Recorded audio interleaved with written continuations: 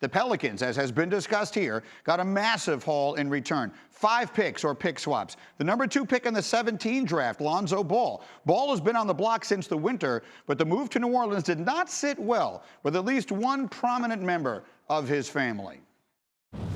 Like I say again, it'll be the worst move the Lakers ever did in their life, and they'll never win another championship. Guaranteed. I told y'all it was crashing down. Now it completely crashed, but at least my son got off the boat before the thing exploded. I gave him a chance. You can rewind it and go back, and I said, if you get the 3 Ball brothers, you're going to survive this. You let them go, boy, it's going to be a cold day in hell. All right, LeVar is going to be on First Take today in the second hour live here on ESPN. But I want to focus, I think this trade is the best thing that could possibly happen to Lonzo Ball. I want to focus on New Orleans. Just how good can that team be quickly? Ramona just made the point. They got extremely lucky in the draft, obviously. They get Zion. They have pieces. They have all these good young players that the Lakers spent years developing. Just how good are they? I got to be the only person at this network that's going to put some respect on Rob Pelinka's name, so I'm going to do that. Okay. Let me tell you what he also did in this trade that nobody's giving him credit for. Lonzo Ball ended the year in street clothes. We still got to see if he's going to be healthy. Yeah. What about what happened with Brandon Ingram? He had his blood clot situation. We got to see if he's going to be healthy. These are things that New Orleans now has to inherit, okay? Also, the bottom line for the Pelicans is how good can Zion be?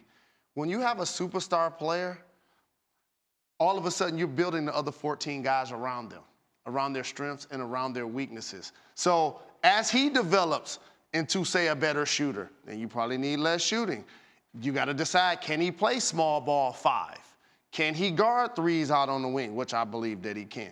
But these are the type of things that Zion's going to dictate if they're going to take the next step. But right off the bat, and obviously there's so many things that need to be played out, including just how good he'll be. But Jay Will, you made the point, and I want you to say it again, about what they did here for him and how Anthony Davis might view that. Well, they did something for Zion that they never did for Anthony Davis because they wanted to win right then and there for Anthony Davis. They gave some people some pretty absurd deals, you know. And look, I'm all about everybody getting their money, Jay Rose, but Solomon Hill getting $23 million over 2 years, those are some questionable factors. What I will say is this: it recalibrated the franchise. I think when you have an employee like that who is disgruntled, not happy to be there, you remove him from the equation. Now we have foresight about where we want to go. I don't think they're going to be in the playoffs next year, but still, with the upside of Zion and some of these younger pieces, you're moving in the right direction. And Anthony Davis is not an employee. He's the face of the franchise. Yes, Right? I mean, you know what I meant to say. No, Yes. I do. I think it's more, I'm amplifying the point that you're making. Quickly, on Lonzo particularly, it's a big name. Yeah. This is a guy who came into the NBA with as much hype as almost anyone. Obviously, Zion has obliterated that. But it's a fresh start for him with another young, dynamic young player. How good can he be there? He can be really good, and I like the pairing with him and Drew Holiday. I think both guys complement each other well.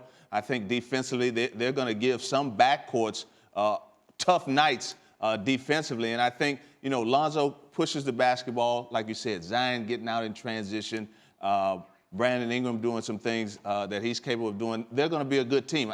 Do they make the playoffs? I think so, but they'll be at the bottom. The best thing that ever happened to those two guys, Lonzo and Zion, is going to New Orleans. Like, you know the weight of this, Jalen. Like, being in L.A., the weight that comes along with that. Look what it did for D'Lo going to Brooklyn. You kind of disappear for a little bit, but still, you get a chance to work in your craft. Ingram showed that he has the potential to be a 20-point scorer. And Lonzo Ball, one thing that people don't discuss a lot, he actually improved his jump shot. Yep.